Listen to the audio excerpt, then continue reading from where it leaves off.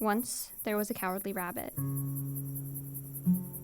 Scared of the surface and almost blinded by its light, she spent her time underground, waiting for night to fall so that all the world's creatures would dig themselves into the earth and she could hear their stories.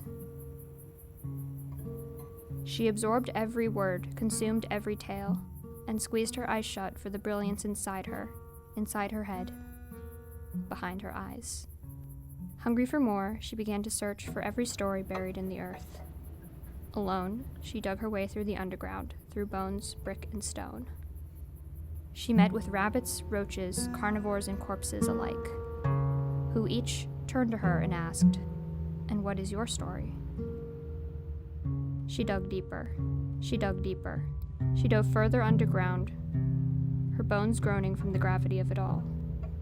She learned the tales of the living and the dead. The underworld was cold to the touch.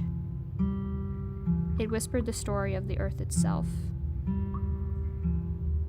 She'd done it. And she was all alone. She'd learned the story of the earth itself. She'd learned every story on earth, and none of them belonged to her. She thought of all the creatures she met.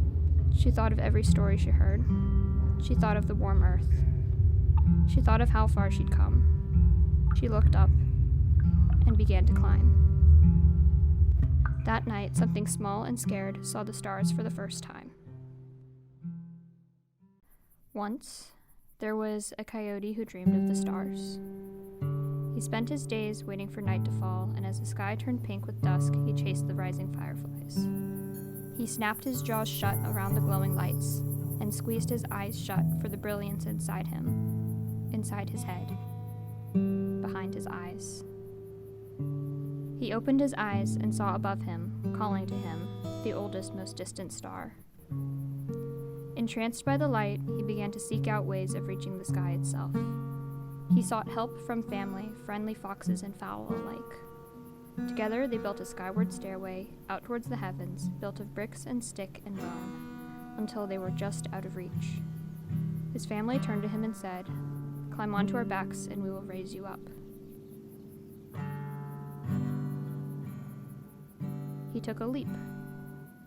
He threw himself upwards and outwards, bones stretching from the gravity of it all. The stardust was cold to the touch. He'd done it. His family was nowhere to be seen. But he could practically taste the icy light. What else could he do but climb? He thought of his family and friends who'd help him. He thought of the warm earth. He thought of how far he'd come. He leapt towards the next star and missed.